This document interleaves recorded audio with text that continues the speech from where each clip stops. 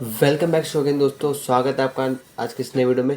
पिछली वीडियोस में जो हमने 52 क्वेश्चन कंप्लीट कर लिए थे अपने नेटवर्किंग के सेशन में, नेटवर्किंग के इंटरव्यू वाले क्वेश्चन। आज हम इसके आगे देखेंगे और मैंने आपको कैसे वादा किया कि मैं आपको 100 क्वेश्चन ला के दूंगा इसके ऊपर, सेशन के ऊपर, जिससे आपकी नेटवर्किंग पूरी क्लियर हो जाएगी। अगर आपने सारे क्वेश्चन, चारों वीडियो जो मैंने लिंक डिस्क्रिप्शन में दे दिया आपको प्ले का, अगर आपने सारी वीडियोज़ देख ली तो आपका नेटवर्किंग में सारा कवर हो जाएगा। तो चलिए हम आगे बढ़ते हैं।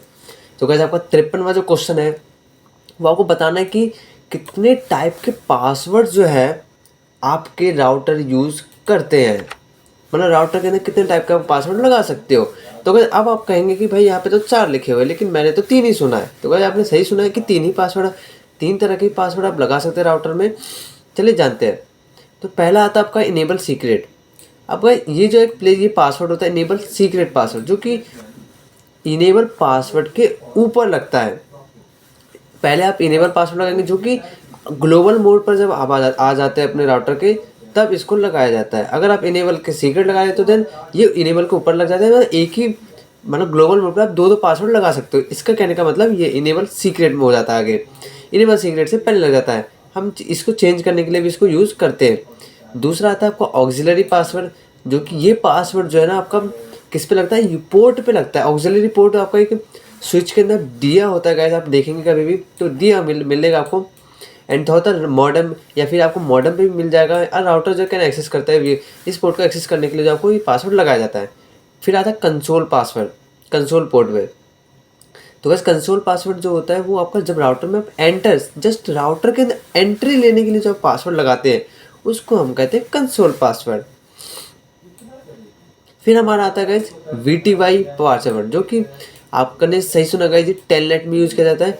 जब हम टेलनेट कन्फिगर करते हैं तो हमें VTY करके वर्चुअल टर्मिनल, जो इसकी फुल फॉर्म होती है, इसमें पासवर्ड लगाना पड़ता है, जिससे कि हम टेलनेट को एक्सेस कर सकते हैं। एंड हम इसमें पासवर्ड हमें ज़रूरी होता है ये लगाना। एंड पासवर्ड जो है ना आपका कैन भी चेंज हो सकता है एनी टाइम। आप पासवर्ड किसी भी टाइम चेंज कर सकते हैं, इसको कन्फिगर कर सकते हैं राउटर में कंसोल के थ्रू। अब गाइस हमारा 54 क्वेश्चन है कि मेन फंक्शन क्या होता है एप्लीकेशन लेयर का। एप्लीकेशन लेयर जो है ना आपकी, उसका मेन फंक्शन क्या है। तो ये क्या है, या का डाटा को मैनेज कर रहा है, एक्सचेंज कर रहा है। कैसे कर रहा है, प्रोटोकॉल्स को यूज़ कर रहा है। जैसे पीर टू पीर हो गया, या फिर आपका जो भी मॉडल आपको नेटवर्क में चल रहा है, क्लाइंट सर्वर अगर चल रहा है तो क्लाइंट सर्वर, या फिर पीर टू पीर एक प्रोवाइड करता है आपको एक कम्युनिकेशन इंटरफेस प्रोवाइड करता है एंड यूजर सर्विसेज में, जो दोनों तरफ होती है। आपका HTTP आ चुका है, FTP आ गया है, जो भी प्रोटोकॉल्स आ जाते हैं इसके अंदर। इनेबल करता है कि यूजर जो है आपका एक्सेस कर सके नेटवर्क को। किसके थ्रू एक्सेस करेगा, प्रोटोकॉल्स के थ्रू ही एक्सेस करेगा ना गाइज आपका यूज़र। जैसे अभी मैंने PDF ओपन कर रही, तो ये तो मेरा यहाँ से चल रहा है। बट अगर मैं यहाँ पे आपको दिखाऊँ, यहाँ पे मैं अभी यहाँ पे और यूट्यूब ओपन कर लेता हूँ, तो यहाँ पे अभी यहाँ पे देख सकते हैं आप HTTP। ये क्या है, HTTP आपका प्रोटोकॉल ही तो है जो यहाँ पे यूट्यूब को एक्सेस करने में हेल्प कर रहा है मेरी। तो गाइस ये बात है, अलाउ करते हैं कि हम ग्लोबल इन्फॉर्मेशन, यूट्यूब के ग्लोबली जो इन्फॉर्मेशन है ना उसको हम डिफरेंट सर्विसेज से एक्सेस कर सकते हैं। तो ये कैसे होता है आपका एप्लीकेशन लेयर का काम। फिर हमारा क्वेश्चन आता है POE क्या होता है। बहुत इंपॉर्टेंट क्वेश्चन है POE, जिसको हम कहते हैं पावर ओवर इंटरनेट। ये क्या जनरली रेफर करते हैं टेक्नोलॉजी है कि जैसे ना आप ईथरनेट की केबल, अब ईथरनेट की कौन सी केबल आ रही है यहाँ पे, किस कॉपर की बात कर रहा हूँ मैं, कहीं जो कि CAT6 यूज़ होती है, UTP केबल होती है, उसकी बात कर रहा हूँ गाइस मैं। तो ये इससे केबल से आप पावर से सप्लाई कर सकते हो, और ईथरनेट भी केबल होती है, ईथरनेट के ऊपर आप पावर सप्लाई कर सकते हो। और डाटा को भी आपका कैरी करेगा। ये इलेक्ट्रिक पावर भी सप्लाई करेगा नेटवर्क में। एंड केबल जो है रेदर देन पावर कार्ड्स भी होंगे। And minimise number of required installation. पर जो केबल्स की जो रिक्वायरमेंट बढ़ती है ना हमारी, जब हम नेटवर्क को बड़ा करते हैं, उसको ये कम करने में हेल्प करता है बहुत ज़्यादा। जैसे मैं आपको POE दिखा देता हूँ यहाँ पे गाइस। जैसे मैं यहाँ पे सर्च करता हूँ POE, अगर आप POE करके सर्च करेंगे तो यहाँ पे मैं इमेज पे आ जाऊँगा। ये गाइस कहीं और आ गया है। मैं आपको नेटवर्किंग डालना पड़ेगा गाइस, तभी आएगा ये सब चीज़ें। तो मैं POE नेटवर्किंग डाल देता हूँ। जब आप देख सकते हैं गाइस, ये POE स्विच होता है। एक तो आपका ये ईथरनेट देख सकते हैं आप, यहाँ पे आपका पावर भी सप्लाई हो रहा है। एक आपका गाइस इसमें आता है टेलीफोन भी आता है। इसमें अगर मैं यहाँ पे टेलीफोन लिखूँ ना, अगर मैं यहाँ पे आपको टेलीफोन लिख करके दिखाऊँ, तो गाइस यहाँ पे आप देख सकते हैं कि आप यहाँ पे आपको POE टेलीफोन में आपका आ जाएगा गाइस। एक दो तो ये पीओई टेलीफोन जैसे आप देख सकते हैं, ये वाला टेलीफोन ये रहा गाइस। ये जो वीडियो फ़ोन है ना टेलीफोन जहाँ पे डिस्प्ले होती है, एंड यहाँ पे ये जो आईपी फ़ोन हो गया, आईपी फ़ोन भी कहते हैं इसको, वॉइस ओवर आईपी। तो इन फ़ोन के अंदर जो है आप एक केबल से इंटरनेट, इससे ये भी चल रहा है और दूसरे केबल से इंटरनेट को प्रोवाइड भी करता है आपको। बड़ी बड़ी कंपनीज के अंदर ये यूज़ होता है, वो मिलेगा आपको। तो आगे हम बढ़ते हैं इसके अंदर गाइस। तो ये होता है आपका पीओई। लेस केबल इसमें कोई कम करता है, केबल्स के यूज़ को कम कर देता है ये। अब डिफरेंस लिखना में रिप और आईजीआरपी। अब गाइस बात आती है रिप क्या होता है, आईजीआरपी क्या होता है। ना गाइस दोनों ही एक राउटिंग प्रोटोकॉल है। इसकी वीडियोस गाइस मैंने अपलोड कर दी है चैनल पे, आप प्लेलिस्ट जरूर चेक कीजिएगा। गाइस सारी वीडियोस मैं बनाता हूँ उनको प्लेलिस्ट में सीरियल वाइज ऐड करते जाता हूँ। तो गाइस आप मेरी प्लेलिस्ट जरूर चेक करें, लिंक मैं आपको डिस्क्रिप्शन में दे दूँगा। डिफरेंस देखते क्या है रिप और आईजीआरपी में। तो रिप क्या, एक राउटिंग इन्फॉर्मेशन प्रोटोकॉल है, सिंपल है। ये डिस्टेंस वेक्टर पे काम करता है आपका। डिफरेंस बताना है आपको, ये यू कैलकुलेट करता है, मैट्रिक कैलकुलेट करने टाइप में होप काउंट करता है। कितने राउटर आपके नेटवर्क में लगे हुए उतने ही आपके होप काउंट कर लेगा। राउटर का मतलब यहाँ पे होप से है। इन इंडस्ट्रियल पे डायनेमिक प्रोटोकॉल होता है, मेनली जो यूज़ करता है स्मॉलर साइज का जो आपका ऑर्गेनाइजेशन होता है उसके अंदर इसको यूज़ किया जाता है। अब क्यों इसमें यूज़, क्योंकि ये आपका मैक्सिमम जो है 15 राउटर को ही सपोर्ट करता है। आर का मतलब होता है राउटर। ये जो है राउटिंग टेबल में अपने सपोर्ट करते हैं 15 से ज़्यादा राउटर आप इसमें रिप के अंदर कॉन्फ़िगर नहीं कर सकते guys. We can not create a separate एक सेपरेट एडमिनिस्ट्रेटर बाउंड्री आप क्रिएट नहीं कर सकते रिप के अंदर, जो कि राउटिंग रिप के अंदर। अब आता है आईजीआरपी, जिसको हम कहते हैं इंटीरियर गेटवे राउटिंग प्रोटोकॉल। ये एक distance vector protocol routing protocol है। ये गाइज डिस्टेंस वेक्टर, अब ठीक है गाइज, ये आपका डिस्टेंस वेक्टर राउटिंग प्रोटोकॉल हो जाता है। ये क्या है, ये भी आपका मैट्रिक यूज़ करेगा टर्म्स ऑफ बैंडविड्थ के ऊपर। बट ये गाइज यहाँ पे पर होप मतलब राउटर के ऊपर ही आपका मैट्रिक काउंट कर रहा था, लेकिन यहाँ पर ये किस पे काउंट कर रहा है, आपका बैंडविड्थ के ऊपर मैट्रिक काउंट करेगा, लोड के ऊपर, डिले के ऊपर मैट्रिक काउंट कर रहा है। ये स्टैंडर्ड डायनेमिक प्रोटोकॉल की तरह यूज़ किया जाता है। मेनली जो है मीडियम टू लार्ज साइज दोनों में इसको यूज़ किया जाता है अभी के टाइम पे। इसमें आपको मैक्सिमम होप क्या गाइस 255 राउटर्स अगर आप लगा सकते हैं तो क्या है, एक तरह से मीडियम और लार्ज दोनों साइज के ऑर्गेनाइजेशन हो सकते हैं। यूजिंग हम और एएस नंबर यूज़ करते हैं इसके अंदर, जो कि मैं इसकी प्रैक्टिकल वीडियो बनाई तो क्या इसमें आपको अच्छे से एक्सप्लेन करा हुआ है मैंने। एक सेपरेट एडमिनिस्ट्रेटर बाउंड्री हम क्रिएट कर सकते हैं आईजीआरपी राउटिंग प्रोटोकॉल में। अब गाइस चलते आगे। 58वां क्वेश्चन हमारा कि बिट रेट और बाउड रेट क्या होता है। ये दोनों टर्म मिलती जुलती है बट डिफरेंस अलग अलग है, समझने की कोशिश करते हैं। एक बिट रेट जो होता है डिफाइन करता है टोटल नंबर ऑफ बिट्स से जो कि ट्रांसमिट हो रहे हैं 1 सेकेंड में। अब आप गाइस आता है बिट क्या होती है गाइस। बिट कोई भी डाटा की सबसे काउंट, किसी भी डाटा की साइज को काउंट करने की जो सबसे स्मॉल यूनिट होती है वो आपकी होती है बिट। कितने बिट का डाटा है ये बिट में होता है। तो जो भी आपका टोटल नंबर ऑफ बिट्स कितने हैं आपके डेटा के जो कि ट्रांसमिट होने वाले 1 सेकेंड पे। एंड बाउड रेट जो होगा इसका डिफाइन करें नंबर ऑफ सिग्नल कितने सिग्नल हम पर सेकंड में जनरेट कर रहे हैं जो कि रिक्वायर्ड है रिप्रेजेंटेटिव बिट को भेजने के लिए, ये आपका बाउड रेट कहलाएगा। चेक करना में कॉन्फ़िगर द सर्वर। अगर मान लीजिए व्हाट डू वी चेक, ये आपसे ये कह रहा है ना कि मान लीजिए आपने एक सर्वर को कॉन्फ़िगर कर दिया है, लेकिन आप उसके बाद एक सर्वर के अंदर क्या चेक करोगे कॉन्फ़िगर करने के बाद, आप लैन चेक करोगे ना पहले कि मैंने जो लैन लगा रखे हैं लोग नेटवर्क बनाए मैंने, क्या वो कनेक्टेड डिवाइसेस कनेक्टेड है या नहीं। Root should be NTFS format, मतलब जो पार्टीशन आपने बनाया वो NTFS फॉर्मेट में होने से ताकि लार्ज अमाउंट में हम डेटा ट्रांसफर कर सके। गाइस मैं आपको फिर से बता दूं, FAT32 जो होता है फॉर्मेट टाइप वो आपका 16 GB से ज़्यादा की लाइस फाइल, सॉरी गाइस इसका गाइस 8 या 16 GB है जो कि आप इससे ज़्यादा की फाइल ट्रांसफ़र नहीं कर सकते। बट NTFS में आप जितना मर्जी चाहे डेटा ट्रांसफ़र कर सकते हैं पर एक बार में। सर्वर जो है स्टैटिक आईपी एड्रेस है या होनी चाहिए कम्युनिकेशन के लिए। गाइस सर्वर को हमेशा स्टैटिक आईपी दिया जाता है कि हम आउटसाइड से भी इसको एक्सेस कर सके, क्योंकि वो एक पब्लिक स्टैटिक आईपी वो चेंज नहीं होगी। फिर आता है हमारा कि 60वां क्वेश्चन है हमारा नेम ऑफ द सर्वर जो प्रोवाइड किया जाता है एप्लीकेशन, मतलब कौन कौन से सर्वर जो प्रोवाइड होते हैं एप्लीकेशन लेयर पे। तो वैसे पहला आता है आपका मेल सर्वर जो कि मेल भेजने के लिए, डायरेक्टरी सर्वर, डिक्शनरी सर्वर हो गया। फाइल ट्रांसफर में कौन कौन से यूज होते हैं, FTP जो कि आपका फाइल ट्रांसफर प्रोटोकॉल हो जाता है। एक्सेस मैनेजमेंट और नेटवर्क वर्चुअल टर्मिनल जो कि आपका ये किस में यूज होता है, एप्लीकेशन लेयर पे इंटरनेट मॉडल पे यूज होता है। अब आता है जोन बेस्ड फायरवॉल। गाइस हम थोड़ा एडवांस क्वेश्चन को भी डिस्कस करेंगे, इसलिए मैंने तो हम यही देखते हैं कि जोन बेस्ड फायरवॉल क्या होता है गाइस। जोन बेस्ड फायरवॉल एक एडवांस मेथड है आपके पास, जिसमें हम स्टेटफुल फायरवॉल होता है। इन स्टेटफुल फायरवॉल क्या होता है कि स्टेटफुल डेटाबेस को मेंटेन करता है। ये आपके डेटाबेस को मेंटेन करता है कि जो आपका सोर्स आईपी एड्रेस है एंड डेस्टिनेशन आईपी एड्रेस है, सोर्स का पोर्ट नंबर क्या है, डेस्टिनेशन का पोर्ट नंबर क्या है, सबको रिकॉर्ड करके अपने पास रखेगा। और do it to this only the replies are allowed. अगर आप रिप्लाई देते हो उसके पैकेट का तभी उसको रिकॉर्ड किया जाएगा। And if the traffic is generated inside the network, क्योंकि ये ट्रैफिक आपके नेटवर्क में जनरेट हो रहा है, only the replies of the network traffic coming from the outside of the network are allowed. मतलब कई बार ये होता है ना कि डीडोस अटैक्स होते हैं फायरवॉल के ऊपर या आपके नेटवर्क में, तो उससे क्या रैंडम पैकेट्स आपके नेटवर्क में सेंड किए जाते हैं। अब राउटर अगर मान लीजिए फायरवॉल आपके सारे पैकेट को सेव कर लेगा, तो क्या एक तरह से कॉलिजन डोमेन भी बन सकता है और राउटर फायरवॉल का स्टोरेज भर जाएगा, जो भी उसकी कैपेसिटी है वो एकदम से भर जाएगी। क्यों? क्योंकि वो सारे पैकेट हो रहे हैं, बट जहाँ उसने रिप्लाई किए हुए पैकेट को रखा है, इसका मतलब कि जो पैकेट है वो ओरिजिनली किसके पास गया है एंड उसका रिप्लाई आया तो उसी को रखेगा। ये जोन बेस्ड फायरवॉल का हो गया। वीपीएन आपका क्या है?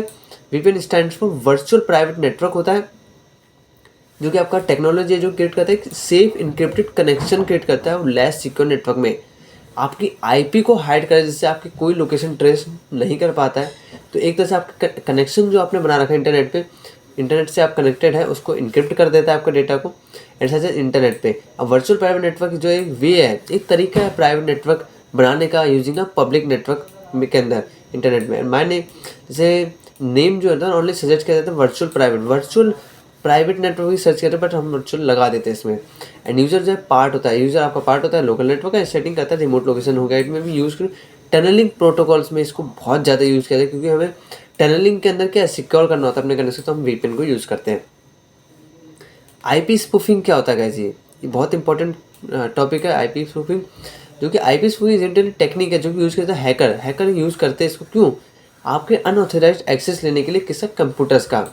कि कॉन्सेप्ट जो है ना आईपी स्पूफिंग का, अभी इनिशियली डिस्कस किया था एकेडमिक सर्कल में 1980 में इसको डिस्कस किया था। IP spoofing type of attack है जिसमें हम ना सिक्योरिटी पे एक्सपर्ट का थ्योरेटिकल लेवल पे देखें तो इस बार ये प्राइमरी थ्योरेटिकल रॉबर्ट मॉरिस ने डिस्कवर किया था इसको। इन वीकनेस थी ये टीसीपी आईपी प्रोटोकॉल की। अब इसमें होता क्या था कि गाइज कि जो एक हैकर होता है वो एक फेक सर्वर क्रिएट कर देता था, जिससे कि आपके राउटर या स्विच जो है उसको एक फेक आईपी प्रोवाइड करता था। एंड उस आईपी से जितने भी कंप्यूटर कनेक्ट होते थे, उनका जो भी सर्चेस हो रहे थे वो सारे जो है हैकर के पास जा रहे होते और हमें पता भी नहीं चलता। इसी को कहते हैं गाइस आईपी स्पूफिंग। इसके ऊपर भी गाइस मैं प्रैक्टिकल वीडियो जल्द लेके आ रहा हूँ, चैनल सब्सक्राइब कीजिए। सारी वीडियोज़ आपको जल्द से जल्द मिलने वाली है। आपको मेन पर्पज़ क्या होता है डीएससीपी को सर्वर को यूज़ करने का, डीएनएस सर्वर को डीएनएस सर्वर को यूज़ करने में मेन पर्पज़ क्या है? जैसे अब गाइस सोचोगे डीएनएस सर्वर यूज़ कहाँ होता है मेरा। जैसे अगर मैं गाइस आपको यहाँ पे दिखाऊं, जैसे मैं कंट्रोल पैनल ओपन करता हूँ सिंपल अपना, और यहाँ पे मैं आपको ना यहाँ पे पहले नेटवर्क एंड इंटरनेट सेटिंग्स में आ जाऊँगा। ये लगा है मेरा नेटवर्क इंटरनेट सेटिंग। पहले मैं आपको दिखाता हूँ कि डीएनएस सर्वर आपका यूज़ कहाँ होता है, फिर मैं आपको दिखाता हूँ। जैसे मैंने एक इंटरनेट कनेक्ट कर रखा है, देन मैं यहाँ पे प्रॉपर्टीज़ में आ जाता हूँ। जैसे आप प्रॉपर्टीज़ में आएंगे ना, जैसे TCP/IP4 में मैं डीएनएस अभी इंटरनेट चल रहा है, तो यहाँ पे जैसे आप आएंगे तो यहाँ पे आपको डीएनएस सर्वर एड्रेस मिल रहा होगा, प्रीफर्ड और अल्टरनेट। इसका मतलब गाइस ये है ना कि जो आप पिंग किस पे करना चाहते हैं, आप किसके सर्वर पे रीच करना चाहते हैं। अगर आप आईपी डालते हैं अपना 888.8.8.8, ये गूगल के आईपी मतलब गूगल के सर्वर पे जा रहे हैं, तो आप गूगल पे सर्वर पिंग होगा, जो भी इन्फॉर्मेशन गूगल के पास है वो सारी आपको आप एक्सेस कर सकते हो। ये पर्पस है डीएनएस सर्वर का। तो डीएनएस इसका फुल फॉर्म था domain name server. Domain name server translate करता है आपके आईपी इंटरनेट डोमेन को होस्ट नेम में, IP address to host name का काम करता है, वाइस वर्सा चलता है आपका। और डीएनएस टेक्नोलॉजी अलाउ करती है कि हम ट्राई करें नेम्स को वेब ब्राउज़र में, एंड सेम यही काम आपका होता है। अब आपसे पूछ लेता गाइज, आप जो फाइबर ऑप्टिक केबल जो है आजकल यूज़ हो रही है, इसके एडवांटेजेस क्या है? पहला, बैंडविड्थ यूज़ अबव बढ़ जाती है कॉपर केबल के, अगर हम कंपेयर करें तो बैंडविड्थ आपकी काफ़ी हाई हो जाती है। ये पावर भी काफ़ी कम कम कंज्यूम करेगा, अलाउ करता है कि हम डेटा ट्रांसमिट करें एक्सटेंडेड डिस्टेंस पे, बड़ी डिस्टेंस पे भी हम डेटा ट्रांसफ़र कर सकते हैं। ये रेजिस्टेंट ऑप्टिक फाइबर के क्या रेजिस्टेंट इलेक्ट्रोमैग्नेटिक इंटरफेसेस पे फेरेंस पे काम करता है। इसकी जो साइज़ है ना वो 4 से 5 टाइम्स से विच इज़ अ बेस्ट होती है कॉपर के वायर से, ज़्यादा बेटर होता है। एज ए केबल लाइटर, ये लाइटर होता है, थिनर होता है। इन ऑर्डर द वे हम लेस एरिया में यूज़ कर सकते हैं compare to wire, copper wire में। इंस्टॉलेशन जो है एक्सट्रीमली ईजी, इसका इंस्टॉलेशन भी बहुत आसान है, लेस वेट होता है, इसका वजन भी बहुत हल्का होता है, लाइट वेट होता है, फास्ट स्पीड होती है इसके अंदर। इन द यूनिवर्स के अंदर सबसे फास्ट स्पीड जो आपकी फाइबर के अंदर ही आती है, लॉट फास्टर सिग्नल होते हैं इसके अंदर गाइस। फाइबर ऑप्टिक केबल जो मच मोर केबल लगती है, much more cable than copper होती है। फाइबर ऑप्टिक केबल जो है हाउ मोर बैंडविड्थ देते हैं कॉपर ट्विस्टेड पेयर अगर कंपेयर करते हैं ट्विस्टेड पेयर से भी कम से भी। POP3 की हमें जरूरत क्यों पड़ी मेल के अंदर, ये हमारा 66वां क्वेश्चन है गाइस कि जो मोस्ट वाइडली जो भी हम इंटर मेल अपना यूज़ करते हैं ना, तो दी मोस्ट वाइडली जो यूज प्रोटोकॉल है सपोर्टेड करता है, मोस्ट ईमेल क्लाइंट्स में पॉप सपोर्ट करता है, या कोई प्रोवाइड कर कन्वीनियंट स्टैंडर्ड वे प्रोवाइडर जिससे हम यूज़र जो है ना अपना मेल बॉक्स मतलब अपना जीमेल अकाउंट जो है एक्सेस कर पाए, किसको, अपने मैसेजेस जो भी है उसको डाउनलोड। जैसे आप फ़ोन में तो आपको डाउनलोड किया हुआ सारे मैसेज मिल जाते हैं, बट आपका कंप्यूटर में ऐसा नहीं होता, आपको बार बार वेब ब्राउजर में लॉगिन करना पड़ता है, उसके लिए आपको इंटरनेट की जरूरत पड़ती है। इसीलिए आपको आप POP3 यूज़ करेंगे कि आप सारे मैसेज को ऑलरेडी डाउनलोड करके रख लें। एंड इंपॉर्टेंट एडवांटेज जो होता है इस मेल का वो कि डिलीवर्ड होता है क्लाइंट पीसी में होगा एंड रीड कर सकता है वो विदाउट एक्सेसिंग दी वेब, बिना किसी इंटरनेट के भी आप इसको अपने मेल को एक्सेस कर सकते हैं, इसलिए POP3 का यूज़ होता है। नेक्स्ट क्वेश्चन है गाइस हमारा क्राइटेरिया क्या है, अगर आपको एक बेस्ट पाथ सिलेक्शन करना है राउटर के अंदर तो आपके क्या क्या क्राइटेरिया हो सकते हैं। पहला, आपको लॉन्गेस्ट प्रीफिक्स मैच है, सबसे बेस्ट प्रीफिक्स मैच करना चाहिए। मिनिमम एडी होना चाहिए, एडी एडमिशन डिस्टेंस कम से कम डिस्टेंस होना चाहिए। मैट्रिक वैल्यू जो है ना आपकी वो सबसे कम होनी चाहिए।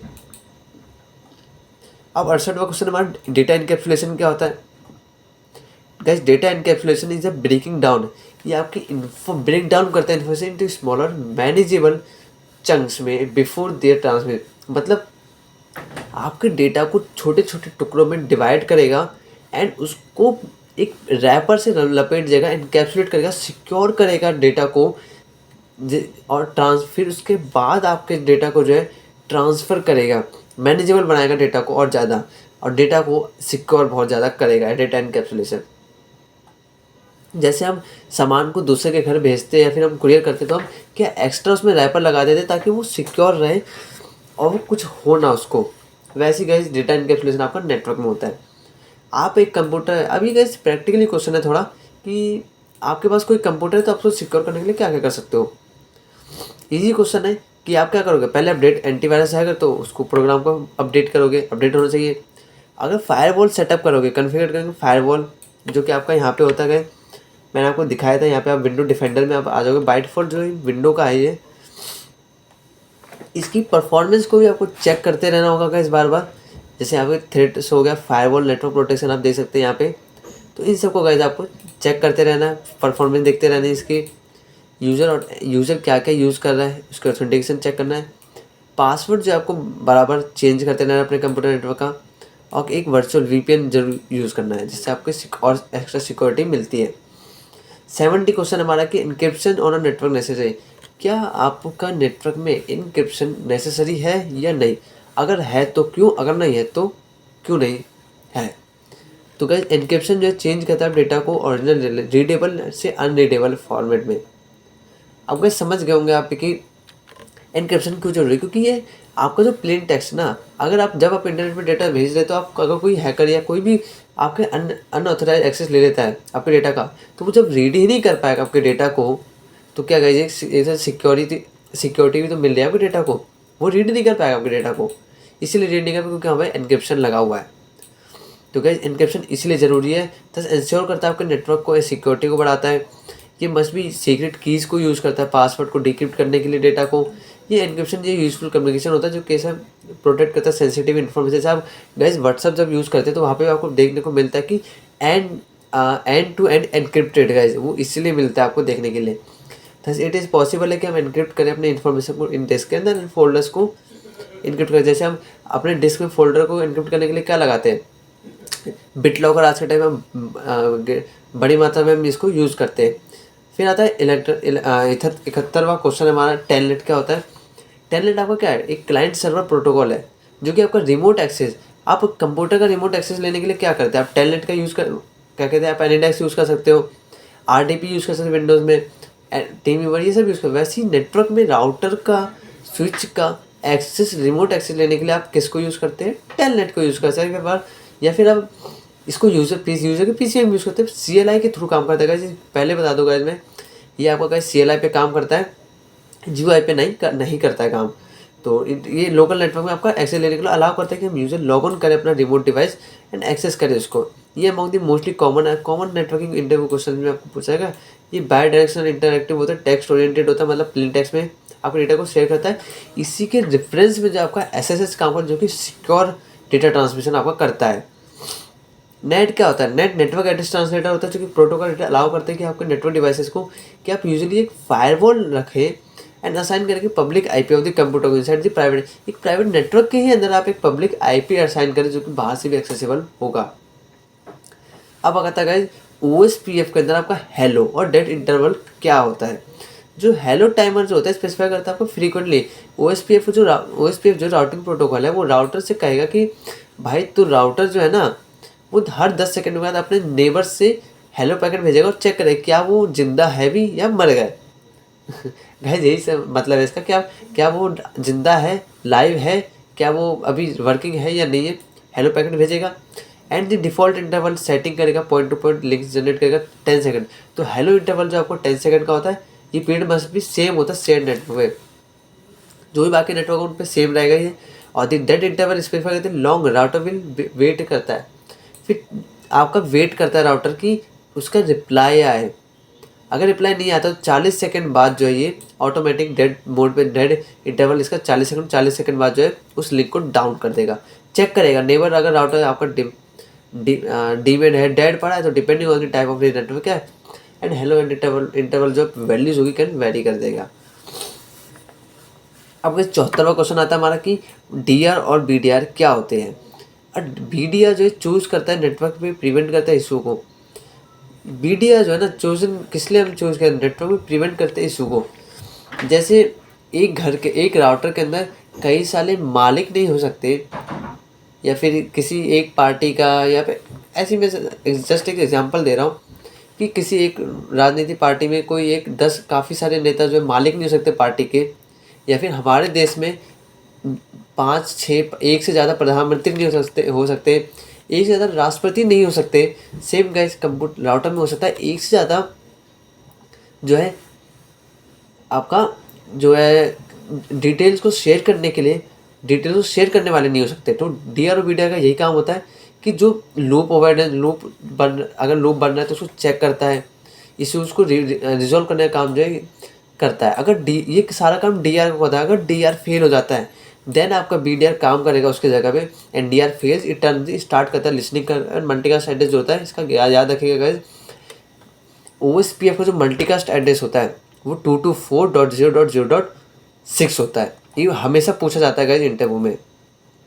एंड DR क्या सर्व करता है नेटवर्क सेगमेंट्स को, पॉइंट टू कनेक्ट करता है ब्रॉडकास्ट नेटवर्क में। एंड राउटर तो मूव करता है क्लोजर, DR हैंडलिंग करता है आपके नेटवर्क LSA को, जो भी पैकेट्स आ रहे हैं उनको देखता है कहाँ उसको जाना है। ये राउटर यूज़ करता है मल्टीकास्ट, इन सब के लिए मल्टीकास्ट एड्रेस यूज़ करते हैं, क्योंकि अभी मैंने बताया आपको 224.0.0.6 है। अब गाइस हमारी 75वां क्वेश्चन जो है व्हाट इज़ राउटर ID। और router is use to identify करता है OSPF राउटर को। OSPF इसी राउटर ID से उस राउटर को आइडेंटिफाई करता है। तो IP/4 एड्रेस जो बेस्ड होता है ID पे इस गिवन ईच राउटर को ऑटोमेटिक मिल जाता है, या फिर आप इसको मैनुअली भी कन्फिगर कर सकते हैं, जो कि मैंने CCNA लैब सीरीज जो चल रही है काफ़ी टाइम से उसमें मैंने बताया। और डुप्लीकेट जो अगर मान लीजिए आपकी डुप्लीकेट ID हो जाती है तो 2 राउटर्स जो बिंग नेबर्स जो होंगे ना मस्ट बी नॉट एग्जिस्ट, वो एग्जिस्ट हो नहीं सकती। This is also use to OSPF BGP दोनों इसको यूज़ करते आइडेंटिफाई करते हैं अपने राउटर्स को एंड प्रो पैकेट जो भी प्रोड्यूस हो रहे हैं। आपका जो नेक्स्ट वीडियो हमारी होगी उसके अंदर मैं 76 से लेकर के, तो गाइस आज की वीडियो में हमने इतना ही पढ़ा एंड नेक्स्ट वीडियो में हम 76वें क्वेश्चन से लेकर के 100 क्वेश्चन कंप्लीट कर लेंगे और हमारी ये प्लेलिस्ट पूरी खत्म हो जाएगी। तो गाइस अगर वीडियो अच्छा लगे तो चैनल को सब्सक्राइब जरूर कीजिएगा और लाइक ज़रूर कीजिएगा वीडियो को।